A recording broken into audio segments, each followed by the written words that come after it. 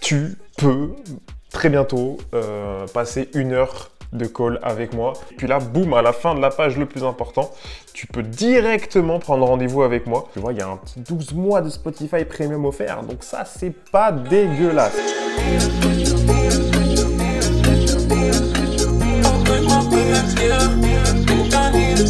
Et bonjour à vous mes très chers solitaires, j'espère que ça va. Épisode 7 de l'Ascension. L'Ascension, si tu connais pas, c'est une série vidéo où on prend un DJ producteur complètement inconnu au bataillon, à savoir moi, Skylab, et on amène ce projet sur les scènes des plus grands événements. Aujourd'hui, épisode 7, tu l'as compris, Amsterdam Dance Event, rien d'autre. Donc écoute, j'ai pas grand chose à dire de plus sur cette introduction. Tout est emballé, on est prêt à partir. Let's go à Amsterdam!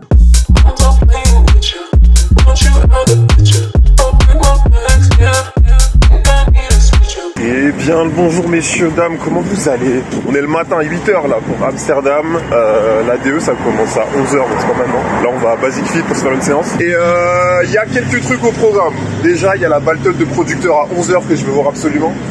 À midi il y a Nostalgix qui est, je sais pas où, mais on va aller la voir parce que c'est une artiste des States qui est pas mal et qui va faire une masterclass production, donc je vais aller sans doute là-bas. Et après, je crois, il y a une conf intéressante sur un truc en relation avec le business. Et après, on retrace à Lille puisque ce sera déjà fini. Voilà.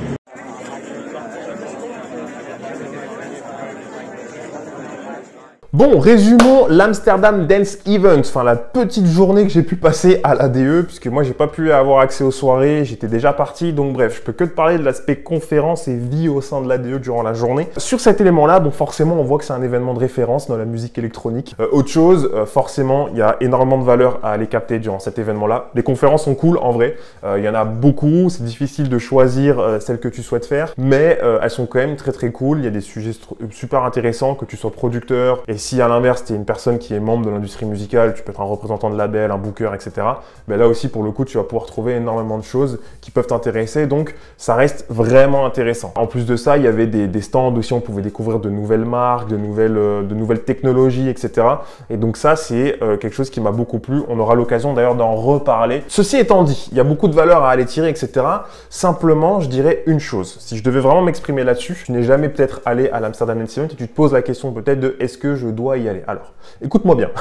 Si tu es un DJ producteur débutant qui part de zéro comme moi, je pense que tu devrais réfléchir à 2 fois avant de te prendre un pass pro de l'Amsterdam Dance Event, qui coûte quand même entre 500 et 600 euros, je crois. Donc, avant d'envoyer ce type d'oseille-là, ce montant d'argent pour cet événement, réfléchis à 2 fois parce que j'estime que cet événement-là, il est taillé principalement pour les artistes qui sont déjà en émergence, d'accord? Et tous les artistes qui partent from scratch, honnêtement, c'est de la poudre aux yeux qui leur est envoyée, mais ça ne leur apportera quasiment rien de bénéfique dans l'évolution de leur carrière. Je suis catégorique là-dessus, je préfère le dire. En tous les cas, si je devais peser entre toutes les stratégies qu'il existe pour un DJ producteur débutant pour mettre en avant son profil et aller chercher des résultats, aller à l'Amsterdam Dance Event, pour moi, c'est genre un truc en bout de liste, quoi. C'est-à-dire que c'est pas du tout la priorité. En revanche, pour un artiste qui est émergent, l'Amsterdam Dance Event, ça remonte beaucoup plus haut dans la liste. C'est même limite une des priorités à faire chaque année, enfin un truc en tous les cas, un indispensable de chaque année, parce que en effet, le producteur qui est en pleine émergence, lui, il va pouvoir connecter vraiment avec les gens. Je dis ça parce que, globalement, ce dont je me rends compte, c'est que les interactions que tu as avec tous les différents acteurs durant l'ADE, eh ben, elles sont pas très longues, en fait. C'est-à-dire que, limite, si tu parles 2 minutes chrono en main à une personne, tu as déjà beaucoup de chance, d'accord? Donc, si tu as un producteur débutant que personne te connaît, en 2 minutes, il faut que tu t'introduises, que tu vendes du rêve et que tu amènes la personne vers une next step, un truc qu'elle pourrait t'apporter. C'est très difficile. Alors bien évidemment, on est là pour s'exercer et faire en sorte d'y arriver, mais il faut être réaliste aussi. C'est pas forcément la meilleure des stratégies. En revanche, pour un DJ producteur émergent, si cette personne-là a déjà connecté avec beaucoup de monde avant d'arriver à l'Amsterdam Dance Event, forcément, elle va rencontrer des gens qu'elle connaît déjà. Et là, les interactions sont très différentes. Parce que pour le coup, tu peux parler peut-être à un artiste à la base sur Instagram, il dit oui, je suis à l'Amsterdam Dance Event, ben viens, on se voit ce jour-là, vous vous voyez ce jour-là, et puis peut-être que tu as une clé USB à lui donner, et que bref, tu vas pouvoir aller plus loin. Même chose avec un représentant de label, avec un booker, etc. Bref, il y a des choses qui peuvent se passer parce que tu es déjà en émergence et que tu as déjà connecté, d'accord? Je pense que l'ADE est beaucoup plus taillée en fait tout simplement pour les artistes émergents parce que c'est un contexte, juste l'ADE, qui permet aux gens de se rencontrer et de réseauter et de faire du business, mais c'est pas un élément qui va venir déclencher la carrière d'un mec totalement inconnu. Ça pour le coup pour moi c'est un mythe, c'est une légende. Trouvez-moi des exemples de personnes qui ont réussi à décoller uniquement parce qu'ils sont allés à l'ADE un jour, et là peut-être que je serais ok et que je me mettrais de côté. Mais là pour le coup, de ce que j'ai vu, ça m'a pas l'air d'être vraiment la valeur principale de cet événement-là. Bien au contraire, c'est un peu comme je le disais, un sorte de leurre qui est envoyé sur les DJ producteurs débutants. Tout le monde monte là-haut en mode ouais, j'ai ma clé USB, je vais la donner à des gens, j'ai ma carte de visite, je vais la donner à des gens.